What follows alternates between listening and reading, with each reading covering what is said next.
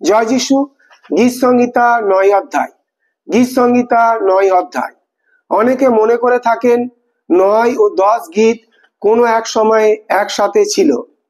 এর কিছু প্রমাণও দেয়া যায়, যেমন 10 গীতের কোনো শিরোনাম নেই। তবুও দুটি গীতের মধ্যে বেশ পার্থক্য থাকায় দুটো গীতকে সহজেই আলাদাভাবে বিবেচনা করা যায়। এই গীতের পটভূমি সম্ভবত দাউদের শত্রুগণের পরাজয়ের কারণে, বিশেষভাবে পলেষ্টীয়গণের এবং অন্যান্য শত্রুগণ যারা তার সিংহাসনরোহণের চেষ্টা ব্যর্থ করতে প্রাণপণ করেছিল।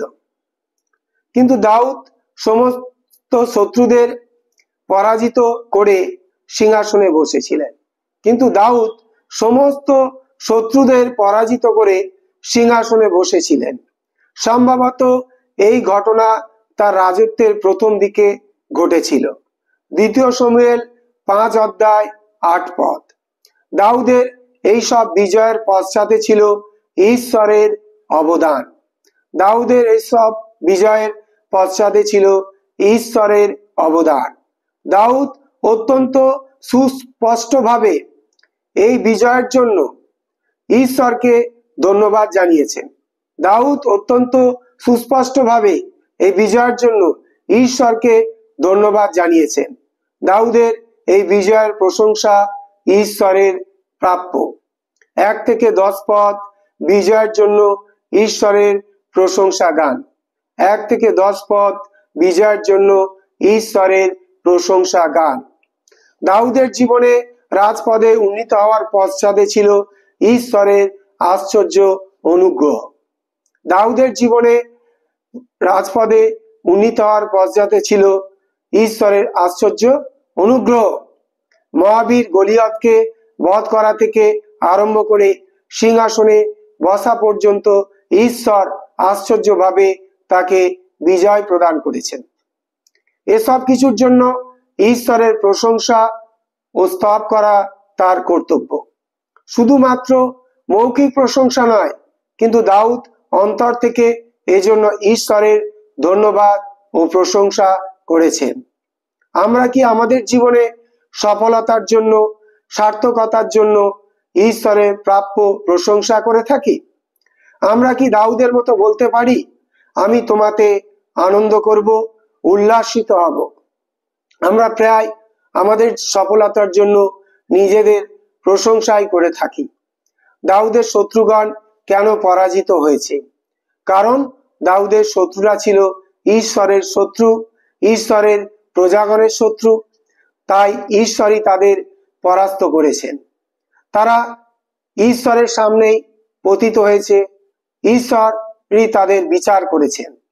ঈশ্বরের উপস্থিতি তার শত্রুগণের পতনের জন্য যথেষ্ট। আজও যারা খ্রিস্টের মণ্ডলীর শত্রু, তাদের পতনের জন্য ঈশ্বরের উপস্থিতি যথেষ্ট। আজও যারা খ্রিস্টের মণ্ডলীর শত্রু, তাদের পতনের জন্য ঈশ্বরের উপস্থিতি যথেষ্ট। ন্যায়বান ঈশ্বরের বিচার ন্যায্য। সুতরাং যারা ঈশ্বরের বিরোধী, যারা ঈশ্বরের শত্রু, তাদের বিনাশ অবশ্যম্ভাবী এবং বিনাশ অনন্তকালীন। তারা কোনোদিন আর জগতে পারবে না। তারা কোনোদিন আর জাগতে পারবে না, জগতে জাগতে পারবে না।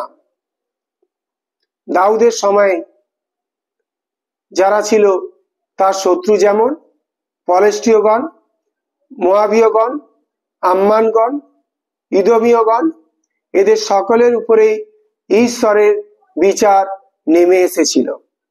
শুধু তাদের রাজ্যই লুপ্ত হয়নি, তাদের নামও লুপ্ত হয়েছে ইতিহাস থেকে। কিন্তু ঈশ্বরের নাম লুপ্ত হয়নি, ঈশ্বরের সিংহাসন লুপ্ত হয়নি। তিনি আজও স্বর্গের সিংহাসনে সীমাহীন। তিনি আজও জগতের বিচার করেন।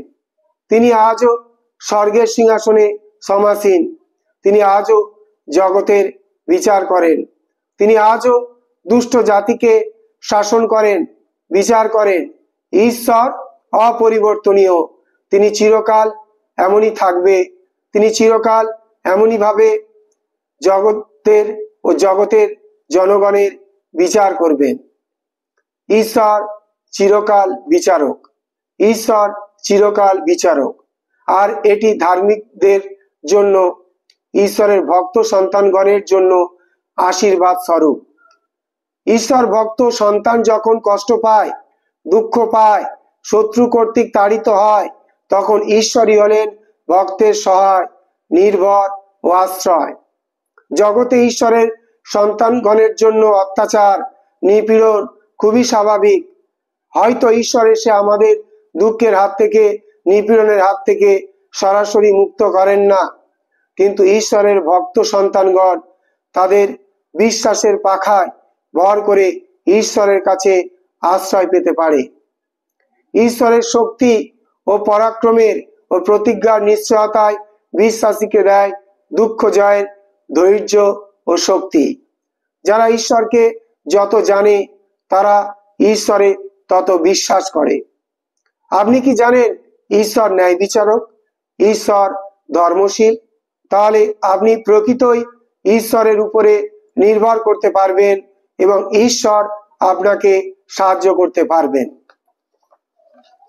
11 থেকে 14 পদ ঈশ্বরের প্রশংসা গান। 11 থেকে 14 পদ ঈশ্বরের প্রশংসা গান। দাউদ নিজে ঈশ্বরের প্রশংসা করেই সন্তুষ্ট ছিলেন না। তিনি আহ্বান জানালেন যেন সকলেই ঈশ্বরের এই মহৎ কাজ স্মরণ করে এবং সকলে ঈশ্বরের প্রশংসা করে।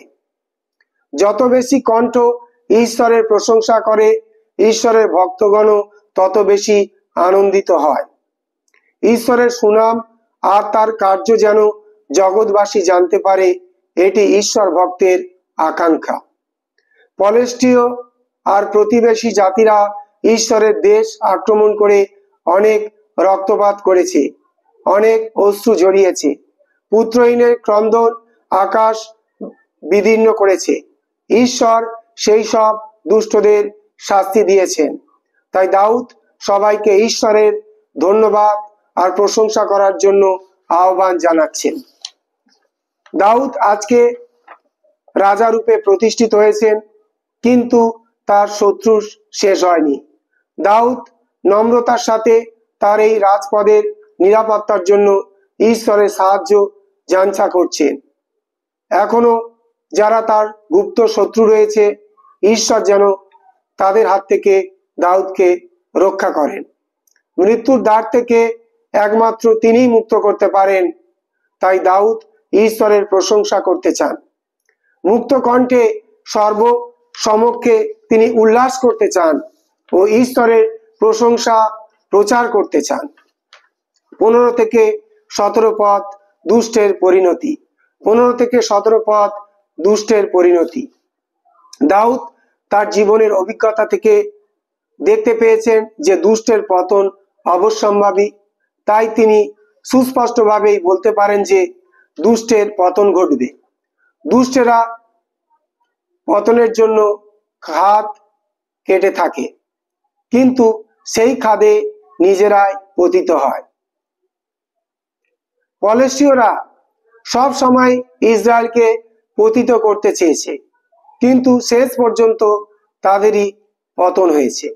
যারা ইসরায়েলের বিপক্ষে গিয়েছে তাদের সকলেরই পতন হয়েছে, কিন্তু ইসরায়েলের হয়নি। তারা নিজেদের পাতা ফাঁদে নিজেরাই আবদ্ধ হয়েছে। এসব কিছু ঘটেছে ন্যায়বান ঈশ্বরের বিচারের জন্য। এ থেকেই প্রমাণিত হয় যে ঈশ্বরের বিচার ন্যায্য। যারা ঈশ্বরকে ভুলে যায় তারাই ভ্রান্ত পথে যায়। যারা ঈশ্বরকে ভুলে যায় তারাই ভ্রান্ত পথে যায়। যারা ভ্রান্ত পথে যায় তাদের পরিণতি বিনাশ। তেমনি যে জাতি ঈশ্বরকে ভুলে যায় তারা ঈশ্বরের জ্ঞান পথ থেকে বিভ্রান্ত হয়। ঈশ্বরবিহীন জাতির পরিণতি বিনাশ। 18 থেকে 20 পদ। 18 থেকে 20 পদ। দাউদ জীবনে অনেকবার দুঃখ কষ্টে পড়ে ভেবেছেন ঈশ্বর তাকে ভুলে গেছেন, ঈশ্বর তাকে ত্যাগ করেছেন, কিন্তু শেষ পর্যন্ত তিনি দেখতে পেয়েছেন না, ঈশ্বর তাকে ত্যাগ করেননি। সেই অভিজ্ঞতার আলোকে দাউদ আজকে যারা দুঃখী ক্লিষ্ট তাদের স্মরণ করিয়ে দিচ্ছেন ঈশ্বর তাদের ত্যাগ করেননি। হয়তো ঈশ্বর ভক্তের জীবনে এমনই মনে হতে পারে যে তার সব আশা শেষ, কিন্তু তা নয়। ঈশ্বর কখনো তার সন্তানকে ভুলে যান না। ঈশ্বর কখনো তার সন্তানকে ভুলে যান না। দাউদের একান্ত প্রার্থনা যেন ঈশ্বর দুষ্টদের প্রতি তার ক্ষমতা ও শক্তি প্রকাশ করেন। দুষ্টেরা যেন তার শক্তি ও বিচার দেখে প্রকম্পিত হয়, ভীত হয়। দুষ্টরা যেন বুঝতে পারে তারা মনুষ্য মাত্র, তারা মরণশীল, তারা ঈশ্বরের হাতের সৃষ্টি মাত্র। জয় যিশু।